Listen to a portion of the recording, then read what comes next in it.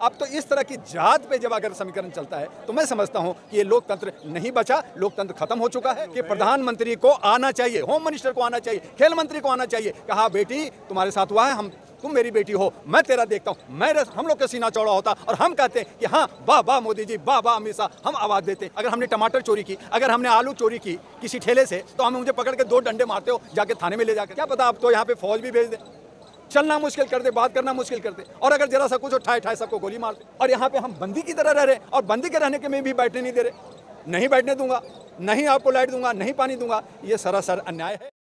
वहाँ भी मुद्दे पे बात नहीं हो रही है, बेरोजगारी, महंगाई और औरतों और किसानों की महंगाई नहीं है, वहाँ राम बलि और हनुमान बलि बजरंग बली की बात हो रही। एक कह रहा भाई वो पार्टी है जो गलत काम कर रहा है उसको बंद, एक कह रहा नहीं तुम हनुमान बलि। अब तो इस तरह की जात पे जब अगर समीकरण चलता है तो मैं समझता हूं कि ये लोकतंत्र नहीं बचा, लोकतंत्र खत्म हो चुका है। अब जनता को समझना पड़ेगा कि मैं लोकतंत्र को कैसे संभालूं, कैसे मैं अपनी आज़ादी लूं, जो मैं मानसिक रूप से गुलाम हूं, पहले तो गुलाम था, अब मैं गुलाम हूं, अब इनसे कैसे आज़ादी लेनी है, ये जनता को सोचना होगा। और इसके लिए ये आंदोलन छोटी है, ये बहुत बड़ी हो सकती है, ये बहुत बड़ी विकराल चिंगारी ले सकता है, पूरे भारत में जा सकता है। जो इन्होंने कहा, जहां पे हिंदू और मुस्लिम को लड़ा रहे थे, कोई इशू होता तो पाकिस्तान का इशू, कभी चाइना का इशू, अब इन्होंने कहा जाट लोग कर रहे हैं। अरे मेरे भाई, अभी तो हिंदू मुस्लिम था, अब हिंदू मुस्लिम में हिंदू में से जाट को अलग से निकाल दिया।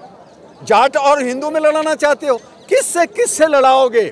ये इस तरह की लड़ाने वाली राजनीतिक हमारे सेकुलर कंट्री में, जहां समूलक हैं, हम सब मिल के रहते हैं, समाज में हम प्यार से रहते हैं। हमारी बच्चियों को जो पहलवान है, जो इंटरनेशनल मेडल लेके आती हैं, आप उनको नज़रअंदाज कर रहे हो। इनको आप इनको क्या समझते हो? आप द्वारा क्या आप इस जंतर मंतर भी इसको रेप करना चाहते हो? करना क्या चाहते हो ये सामने रहो। और अगर ऐसा हुआ तो हम लोग अब नहीं रुकेंगे। अब हम यहाँ पे चाहे जैसे किसानों को 900 मारा, हम यहाँ भी सब मरने के लिए तैयार हैं। लगाएं गोली, चलाएं गोली।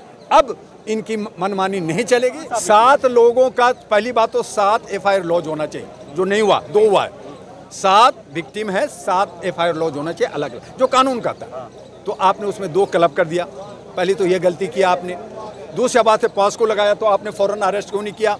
जो आपको फौरन अरेस्ट करना नहीं किया, तो आप धज्जियाँ उड़ा रहे हो, अपने कानून की धज्जियाँ उड़ा रहे हो। आप इंक्वायरी की बात कर रहे हो, तो इंक्वायरी आप अरेस्ट करके भी कर सकते हो ना। आम आदमी को तो अरेस्ट कर लेते हो। अगर हमने टमाटर चोरी की, अगर हमने आलू चोरी की किसी ठेले से, तो हमें मुझे पकड़ के 2 डंडे मारते हो, जाके थाने में ले जा करके। आप नहीं पूछते कि आप कौन हो, क्या हो, आप मारना शुरू कर देते हो। और एक चूंकि मंत्री है इसलिए आप उसको अरेस्ट नहीं करोगे, उने संरक्षण दे रखा और कहा मैं इस्तीफा, आका बोलेंगे तो मैं इस्तीफा दूंगा। इस क्या मामला है?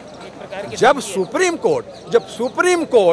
कोर्ट ने जब कहा कि FIR लॉन्च करो, आपने FIR लॉन्च किया, तो आप अरेस्ट करो, फिर वो अपना पद से छोड़ दे। आंदोलन हो गया, किसान आंदोलन हो गया, शाहीन बाग का आंदोलन। लेकिन इस आंदोलन को जो लोग राजनीतिक कर रहे हैं वो सही नहीं कर रहे। जो राजनीतिक यहाँ आके अपना राजनीतिक चमका रहे हैं वो भी सही नहीं कर रहे। मैं इसका विरोध करता हूँ। उनको सिर्फ हम अपनी बच्चियों का, हमारी अस्मिता का, हमारे जो बहू बेटियों के साथ इज्जत का खिलवाड़ हो रहा है। और न सिर्फ ये, इनके सहारे हमारे जो दशा दिशा पूरे भारत का बिगड़ रहा है। जो हमारी बहू बेटियाँ, जिनको हम दुर्गा, सरस्वती और लक्ष्मी कहते हैं, उनका जो सम्मान खराब हो रहा है, उसके लिए ये एक रोशनी है। और इसी एक पॉइंट से लेकर के हम इसे राष्ट्रीय स्तर पर पूरा जो है आंदोलन बड़ा करेंगे। और उसमें हमारे जितने साथी हैं, चाहे वो किसान हो, चाहे नौजवान हो, चाहे वकील हो, चाहे महिलाएं हो, चाहे हमारे और खाप के लोग हों, वो सब के सब सिर्फ इस आंदोलन का सहयोगी हैं, साथी हैं। अगर कोई राजनीतिक कर रहा है या वो राजनीतिक समझ रहे हैं कि ऐसा हो जाएगा, टुकड़े टुकड़े मेरा क्या बिगाड़ लेंगे और मैं ये कर दूंगा, वो कर दूंगा, जैसे किसानों को भगा दिया तो बाद में घुटने टेके थे ना, तो बाद में घुटने टेकेंगे, वो अच्छा होगा क्या? लोकतंत्र की खूबसूरती ये है कि प्रधानमंत्री को आना चाहिए, होम मिनिस्टर को आना चाहिए,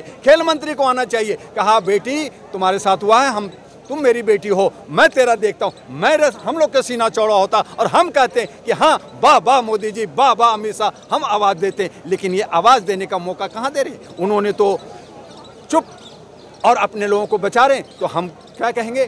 आप चोर चोर मौसेरे भाई हो और मिल कर करके आप जो है हमारे बहु बेटियों के अस्मिता को तार तार कर रहे हो, हमारे लोकतंत्र को ख़त्म कर रहे हो, हमारी आवाज़ को बंद कर रहे हो, हमें चलने घूमने बैठने की आज़ादी छीन रहे हो। और ये छोटी सी जगह आप चारों तरफ से बैरियर घेर दिया है, गेट लगा दिया है, पुलिस भेज, क्या पता आप तो यहाँ पे फौज भी भेज दें, चलना मुश्किल कर दे, बात करना मुश्किल कर दे, और अगर जरा सा कुछ ठाए ठाए सबको गोली मार दे, ये भी हो सकता है। तो फिर हमारा लोकतंत्र कहाँ है, हमारा मौलिक अधिकार कहाँ है, हमारा आर्टिकल 19 और 21 कहाँ है? हम आज़ादी से सांस नहीं ले सकते। और वो पार्लियामेंट में रह करके, संसद में रह करके, और हेलीकॉप्टर में घूम के, 10 गाड़ियों में घूम करके खूब सांसें ले रहे हैं, खूब जो है नारे लग रहे हैं, कर्नाटक में जो है बड़े बड़े रैलियाँ निकल रहे हैं, और यहाँ पे हम बंदी की तरह रह रहे हैं, और बंदी के रहने के में भी बैठने नहीं दे रहे। नहीं बैठने दूंगा, नहीं आपको लाइट दूंगा, नहीं पानी दूंगा। ये सरासर अन्याय है,